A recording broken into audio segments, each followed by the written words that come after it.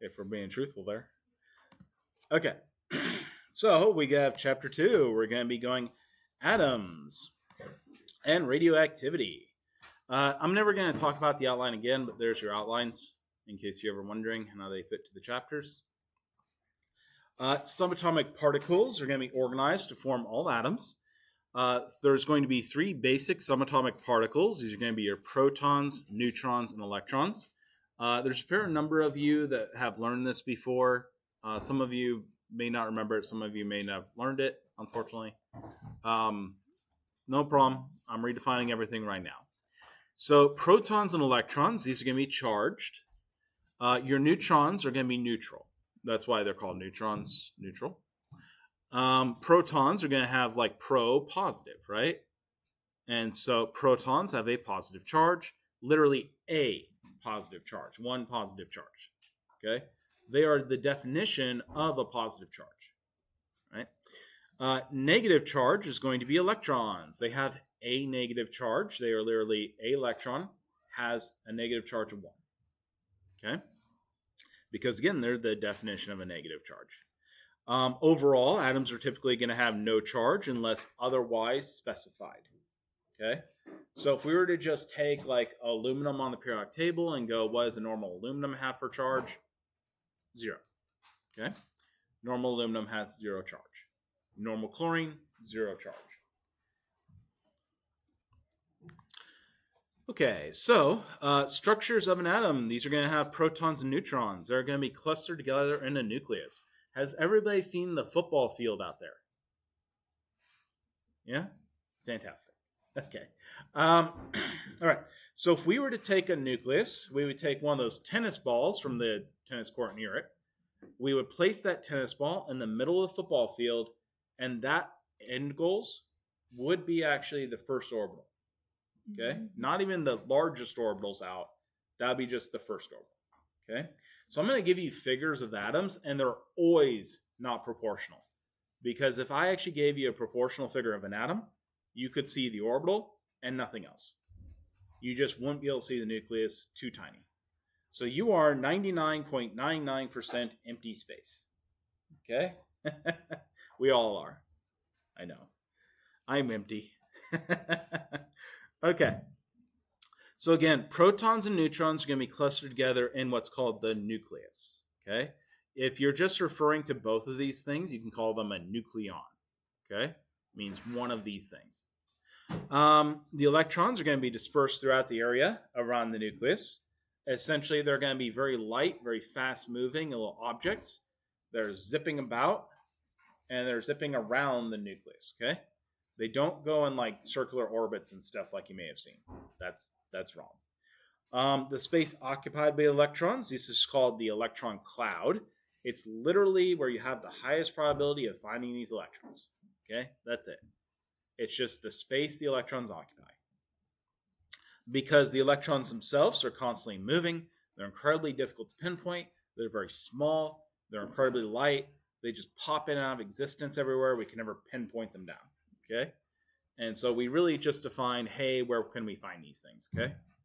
It's kind of like if you're trying to like identify populations. You don't identify every person in a city, right? You identify the city, which is the place they're in. Okay? Like Chicago. Chicago's been on the news a lot for not good reasons. But Chicago.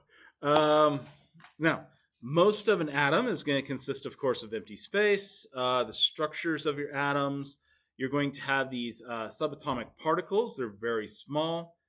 They do count as matter. Atoms are also very small, but not as small, and they, of course, count as matter as well. Keep in mind, atoms are the smallest increment. You're still going to have your normal physical properties for elements showing up. After that, these subatomic particles all have a unified set of properties that just are not like having hydrogen or helium or gold, right? Because you really don't have those anymore. Yeah, parts of it. Most of the mass of an atom is going to be in your nucleus. The protons and neutrons are located there, and that's why it's the center, right? So what blows around when air hits you? Is it your head that blows around?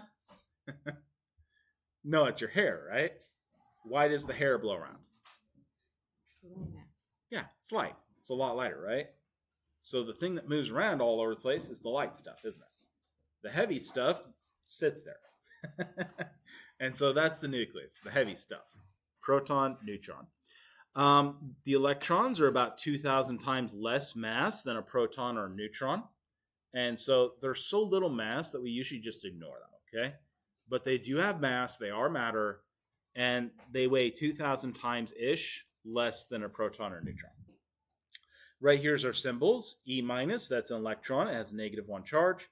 Relative mass is 0.0005. That's 1/2000th.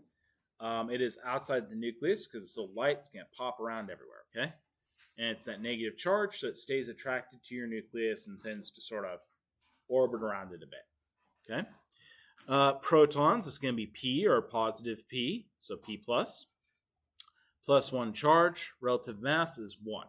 This is actually what we call the AMU unit, atomic mass unit, okay? Specifically, atomic mass unit is actually a carbon 12 divided by 12. So that would be the mass of that unit. They're around 1-ish. Neutrons are going to be N or N0. Notice that's just saying 0 charge. Let me see it okay. And that has 0 charge and relative mass of about 1. And again, those are your nucleus. The structure of an atom is going to have the unit AMU when we're discussing atoms and their mass. This is actually 1/12 the mass of a carbon atom, which will have 6 protons, 6 neutrons. And so that's actually an average unit. And there really isn't a like proton or neutron that you're typically going to encounter that would be exactly 1 AMU. Okay? It's just going to be close-ish. The electrons, we actually usually count those as 0 AMU, but let me show you something real quick. Notice this is 0005, right? If we look at the hydrogen, what do you notice about that? See that last 5? Guess what that is? It's an electron. Yeah. And so you can see electrons in some of these atoms. Like they do count up for mass. And you know, down here you're looking at 77 of those, right? So you're looking at, you know, close to 100 times this. 1, 2, right? So it actually does start adding up a little. Just not a lot. Okay, so this right here would be your atoms and their components. Here we see lithium metal. Hopefully you never see that again because it'll blow up if you have water on it. This right here is lithium atom if you were to zoom in enough. And this would actually be those electrons, the electron cloud that we're looking at. Okay, that's what we're seeing those shells for. This right here then would be inside that. So this is the electron cloud. Literally, it's just the space. You have a 90% chance of finding that electron in. Okay. Notice you're more likely to find it here than here, aren't you? And so it fades out. Okay. This right here is your nucleus. It's going to be positively charged. It has neutrons and protons. And the ratio of those determines whether it's radioactive, how stable it is. Okay.